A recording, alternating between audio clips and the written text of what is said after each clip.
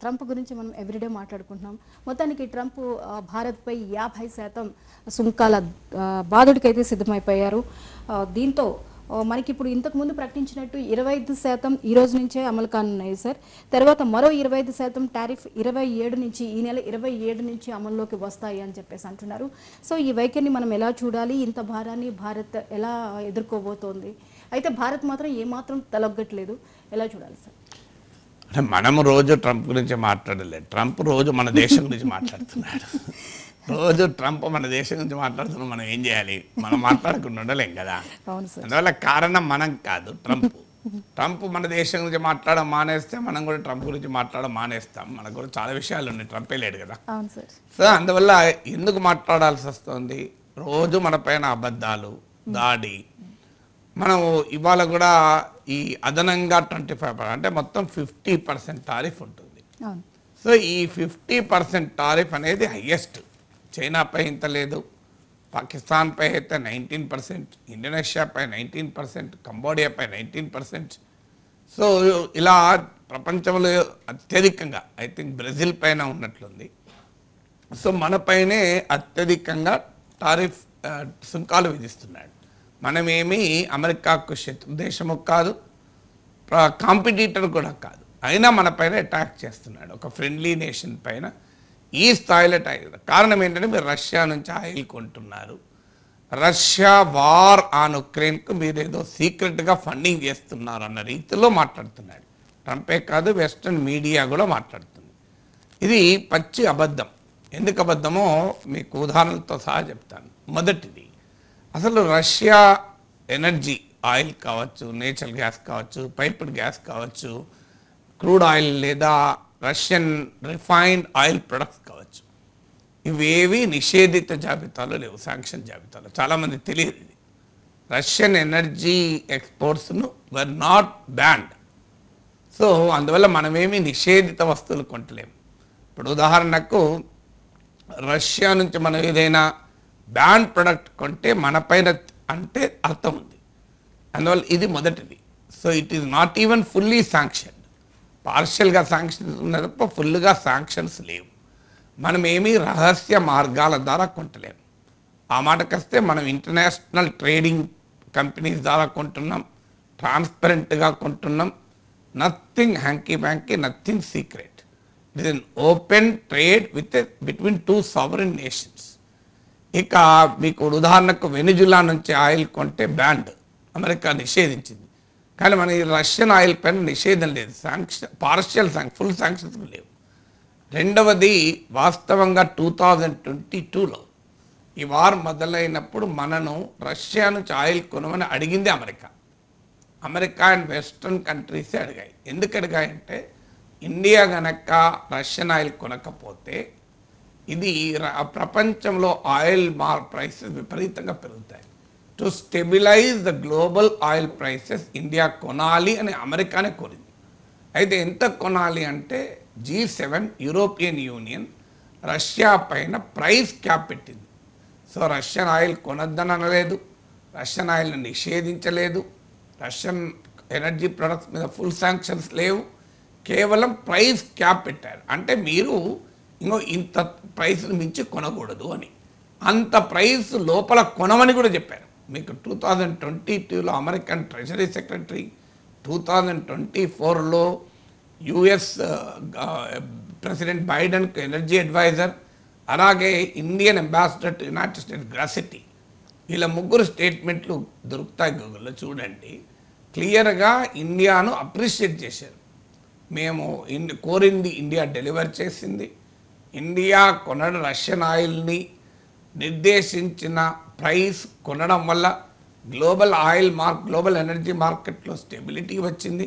Global energy మార్కెట్కు India దోహదం చేసింది. ఇది అమెరికా నాయకులు చేసిన ప్రకటన, మనం కాదు. సో అందువల్ల రష్యన్ ఎనర్జీ ప్రొడక్ట్స్ పై నిషేధము లేదు, ఫుల్లీ శాంక్షన్డ్ ప్రొడక్ట్ కాదు, మనమేమి రహస్యంగా కొంటలేము. మనల్ని కొనమని అమెరికానే మొదట్లో చెప్పింది, మనం కొన్నందుకు ఆహ్వానించింది. ఇప్పుడు మరి ప్రాబ్లం ఏంటి? సో ఇది ఒక్కటి క్లియర్గా అర్థమవుతుంది కదా. ఇక మనమే కొంటున్నామా? ఇది నేను చాలాసార్లు గణాంకాలతో సహా చెప్పాను. మనం ఒక్కరమే కొని రష్యాకు ఉక్రెయిన్ పైన యుద్ధానికి నిధులు సమకూరుస్తుంటే మన మీద పడి ఏడిస్తే అర్థం చేసుకోవచ్చు. కానీ ఎవరు కొంటున్నారు? మీకు రష్యన్ ఎనర్జీ ప్రొడక్ట్స్లో ఉదాహరణకు మీకు ఒకటి natural gas, liquefied natural gas LNG, 2 piped gas, 3 crude oil, 4 refined oil products. మీరు ఎల్ఎన్జి తీసుకుంటే రష్యా ఎక్స్పోర్ట్ చేసేటువంటి లిక్విఫైడ్ నేచురల్ గ్యాస్ ఎల్ఎన్జిలో 51% యూరోపియన్ యూనియన్కి, అంటే more than half European Union. India కొంటున్నది కంపారిటివ్లీ చాలా తక్కువ. సో కొంటున్నది ఎవరు కొంటున్నారు? యూరోపియన్ యూనియన్ కొంటుంది. ఫ్రాన్స్, స్లోవేకియా, చెక్ రిపబ్లిక్, హంగేరీ, ఈ దేశాలు కొంటున్నాయి రష్యన్ ఎల్ఎన్జిని. సో అందువల్ల ఇక యుఎస్ రిఫైన్డ్ ఆయిల్ ప్రొడక్ట్స్ 36% తుర్కీ కొంటుంది. తుర్కీ ఇది నాటో మెంబర్ కంట్రీ, అమెరికన్ అలై, అమెరికా మిత్ర దేశం. సో మనం కొంటున్నది అసలు మనం కొంటలేం. రిఫైన్డ్ ఆయిల్ ప్రొడక్ట్స్ రష్యా నుంచి మనం కొనం. వాస్తవంగా మనం క్రూడ్ ఆయిల్ కొని మనం మళ్ళీ ఎక్స్పోర్ట్ చేస్తాం. అందువల్ల మనము రిఫైన్డ్ ఆయిల్ ప్రొడక్ట్ కొనం. 36% of Russia's refined oil product కొనేది తుర్కీ. ఇక మీకు రష్యన్ పైప్డ్ గ్యాస్ తీసుకుందాం. రష్యన్ పైప్డ్ గ్యాస్లో 37% యూరోపియన్ యూనియన్కి పోతుంది. 37%. రష్యన్ క్రూడ్ ఆయిల్ కూడా తీసుకుందాం. రష్యన్ క్రూడ్ ఆయిల్లో నిజమే మనం సబ్స్టాన్షియల్గా కొంటున్నాం. మనం 38% కొంటున్నాం. రష్యా చేసే ముడి చమురు ఎగుమతుల్లో 37% ఇండియానే కొంటుంది, కరెక్ట్. కానీ మనకన్నా 38%, సారీ అరౌండ్ 37-38% కొంటున్నాం. మనకన్నా ఎక్కువ ఎవరు కొంటున్నారు? 47-48% చైనా కొంటుంది. మనకన్నా ఎక్కువ చైనా కొంటుంది. మీకు యూరోపియన్ యూనియన్ 6% కొంటుంది, తుర్కీ 6% కొంటుంది. అంటే యూరోపియన్ యూనియన్, తుర్కీ కలిపి ఈవెన్ క్రూడ్ ఆయిల్లో కూడా 12% వాళ్ళే కొంటున్నారు. అంటే పై ఎల్ఎన్జిలో మోర్ దెన్ హాఫ్. మీకు రిఫైన్డ్ ప్రొడక్ట్లో ఒక్క తుర్కీ అనే 36% కొంటుంది. పైప్డ్ గ్యాస్లో యూరోపియన్ యూనియన్ 37% కొంటుంది. ఈవెన్ క్రూడ్ ఆయిల్లో కూడా యూరోపియన్ యూనియన్, తుర్కీ కలిపి 12%. ఇప్పుడు చెప్పండి, మనమే కొంటున్నామా? ఈవెన్ ఎనర్జీ పక్క పెడదాం. Even today America is trading with Russia. America కూడా రష్యాతో వాణిజ్యాన్ని మొత్తం ఆపలేదు. Even today uranium, chemicals, fertilisers కొంటారు. నిన్న అడిగారు ట్రంప్ను ఒక విలేకరి, మీరు ఇండియా పైన ఆరోపిస్తున్నారు, మరి అమెరికా కూడా రష్యా నుంచి యురేనియం కొంటుంది కదా, మనం రష్యా నుంచి మీరు ఫెర్టిలైజర్స్ కొంటున్నారు కదా అని అడిగారు. అడిగితే ట్రంప్ ఆన్సర్ అయితే, I don't know anything about it, I will check it, we will get back to you అంటాడు. నాకేం తెలియదు దాని గురించి అంటున్నాడు. అంటే రష్యా నుంచి తమ దేశం ఏం కొంటుందో అమెరికా అధ్యక్షుడికే తెలియదట. నమ్మంటారా? తెలియకపోతే అంతకన్నా అజ్ఞానం ఇంకోటి ఉందా? ఇంకో దేశం పైన ఆరోపణ చేసే ముందు కనీసం తెలుసుకోవాలి కదా. సో మీరు అమెరికా ఎందుకు ఇంకా రష్యా నుంచి యురేనియం కొంటుంది, ఎందుకు కెమికల్స్ కొంటుంది, ఎందుకు ఫెర్టిలైజర్ కొంటుంది అని అడిగితే నాకు తెలియదు, నేను తెలుసుకుంటా, మళ్ళీ చెప్తా. అసలు ఇదేమన్నా ఇప్పించండి, నాకు అర్థం కాదు. ఒక దేశ ప్రెసిడెంట్ మాట్లాడేది. ఇప్పటికీ నేను చెప్పాను, యురేనియం హెక్సాఫ్లోరైడ్ కొంటుంది అమెరికా. ఇది అమెరికన్ న్యూక్లియర్ ఇండస్ట్రీలో వాడతారు. అలాగే పలేడియం కొంటుంది, ఇది అమెరికన్ ఎలక్ట్రిక్ వెహికల్ ఇండస్ట్రీలో వాడతారు. ఫెర్టిలైజర్స్ కొంటుంది. ఇవన్నీ కొంటుందని ఇది నేను చెప్తున్నది కాదు, అఫీషియల్గా గవర్నమెంట్ ఆఫ్ ఇండియా అధికారికంగా ఇచ్చిన డేటా. మరి ఇప్పుడు ఎవరు కొంటున్నారు? సో అందువల్ల ఇక trade deficit, Russia is a very bad trading country, it's a very bad trading country రోజు అంటున్నాడు. పోనీ అదే కారణమా? నిజంగా ఇప్పుడు 10 అమెరికాకు ట్రేడ్ డెఫిసిట్ ఒక ఇండియాతోనే లేదు. అరౌండ్ 10 కంట్రీస్తో అమెరికాకు ట్రేడ్ డెఫిసిట్ ఉంది. మీకు అమెరికాకు ట్రేడ్ డెఫిసిట్ ఇండియాతోనే లేదు. So trade deficit nearly 10 countries ఉన్నాయి. అందులో మీకు చైనా ఉంది, బ్రెజిల్ ఉంది, మెక్సికో ఉంది, మీకు Vietnam, Japan, Germany, south Korea, Ireland, ఇలాంటి అనేక దేశాలతో అమెరికాకు ట్రేడ్ డెఫిసిట్ ఉంది. ఇందులో 10th కంట్రీ ఇండియా. మీకు ఆశ్చర్యం వేస్తుంది, ఈ 10 కంట్రీస్లో ఒక్క 2 దేశాలపైన మనకన్నా ఎక్కువ ట్రేడ్ టారిఫ్ విధిస్తుంటారు. మిగతా 7 కంట్రీస్ పైన మనకన్నా తక్కువ టారిఫ్ ఉంది. అంటే మనకన్నా ఎక్కువ ట్రేడ్ డెఫిసిట్ ఉన్నా ఈ 7 కంట్రీస్ పైన మనకన్నా తక్కువ టారిఫ్ ఉంది. ఆ దేశాలు Mexico, Vietnam, Ireland, Japan, Germany, south Korea ఇలాంటి దేశాలు. మీరు ఇప్పుడు చెప్పండి మరి ఎందుకు మరి మా ఇండియా పైన దాడి? 7 కంట్రీస్, మన పైన 9 కంట్రీస్ ఉన్నాయి అమెరికాతో ఎక్కువ ట్రేడ్ డెఫిసిట్ ఉన్నాయి. ఈ 9లో 2 కంట్రీస్లో పైన మనకన్నా ఎక్కువ టారిఫ్లు ఉన్నాయి. మిగతా 7 కంట్రీస్ పైన మనకన్నా ఎక్కువ టారిఫ్ లేవు. ఇప్పుడు ఈవెన్ ఈ అదనంగా 25% వేయడంతో బహుశా 2 కంట్రీస్ కూడా ఉండవేమో, ఎందుకంటే చైనాలో ఇప్పుడు బ్రెజిల్తో సమానంగా వచ్చేసాయి. సో లేటెస్ట్ డేటా చూస్తే బహుశా ఇండియా ఇస్ ద మోస్ట్ టారిఫ్డ్, అంటే అత్యధికంగా టారిఫ్ లేని దేశం మనమే అయి ఉంటాం. ఎందుకంటే ఇంకా క్లారిటీ లేదు ఈ 50% ఏమేమి యాడ్ చేస్తాడో, ఎందుకంటే లోకల్ ట్యాక్సెస్ ఎక్స్ట్రా అంటాడు కదా. సో టోటల్గా ఎంఆర్పి వచ్చేవరకు ఎంత ఉంటుందో టారిఫ్లో. సో మరి ఏంటి, మీకు ఇంకొక ఎగ్జాంపుల్, ఇండియాకు మెక్సికో, భారత్తో ఇప్పుడు నేను ఇదివరకు కూడా లెక్కలు చెప్పాను. $130 billion trade between India and USA.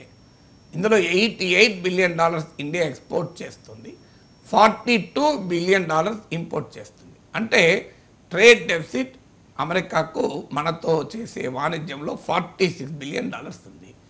తాజాగా రూబిక్స్ డేటా సర్వీసెస్ అనే సంస్థ, it is a risk management and monitoring company, వాళ్ళు ఇచ్చిన డేటాలో $49.5 బిలియన్ ఉంది ట్రేడ్ డెఫిసిట్ అని చెప్పారు ఇండియా అమెరికా మధ్య. ఫైన్, ఒక $46 billion, $49.5 billion in the year 2024 అని చెప్పారు.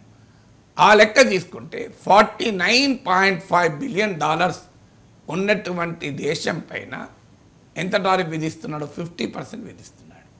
కానీ మెక్సికోతో అమెరికాకున్న ట్రేడ్ ఇస్ $176 బిలియన్.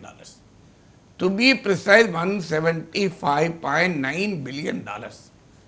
సో మరి ఇప్పుడు చెప్పండి, నియర్లీ $50 బిలియన్ ఉన్న ఇండియా పైనేమో 50% సుంకం, $176 బిలియన్ ట్రేడ్ డెఫిసిట్ ఉన్న మెక్సికో పైన 25% టారిఫ్.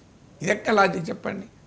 సో మనకన్నా 3.5 times ఎక్కువ ఉంది ట్రేడ్ డెఫిసిట్ మెక్సికోతో, కానీ మన పైన విధిస్తున్న టారిఫ్లో సగమే ఉంది. సో ఏ లాజిక్ ప్రకారం ఇండియాపై దాడి న్యాయమైంది? అబ్సల్యూట్లీ మీకు ట్రేడ్ చెప్పాను, ఎనర్జీ ట్రేడ్ చెప్పాను. ఎనర్జీ ట్రేడ్స్లో మీకు natural gas, piped gas, refined products, crude oil చెప్పాను. మరి వేరే ది ప్రాబ్లం? సో ఇండియా పైన ఎందుకు అటాక్ చేస్తున్నారు ట్రంప్? దీనికి కారణం ఏంటి? మనను టేకన్ ఫర్ గ్రాంటెడ్ తీసుకుంటున్నాడా అనేది అనుమానం. ఎందుకంటే అమెరికా చెప్పిన పనులన్నీ చేస్తూ వచ్చాం, అలీన ఉద్యమాన్ని వదిలేసాం, ఇరాన్ నుంచి ఆయిల్ కొనొద్దు అని మనను శాంక్షన్ విధించే ట్రంప్ ఫస్ట్ టర్మ్లో మనం విన్నాం.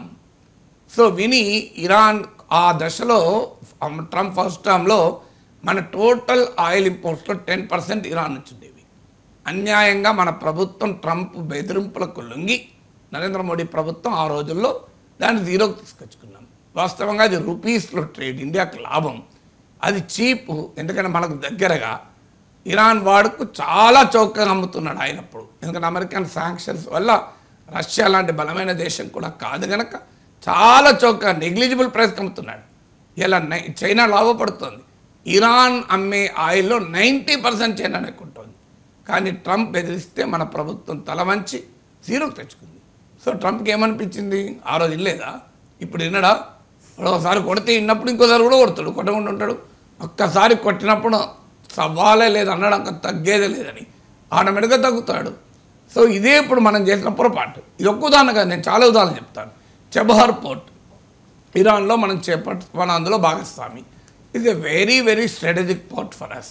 ఎందుకంటే ఆ పోర్ట్ ద్వారా Central Asian republics Turkmenistan, Uzbekistan, Kyrgyzia, Kazakhstan, Tajikistan అని ఇవన్నీ మాజీ సోవియట్ రిపబ్లిక్స్.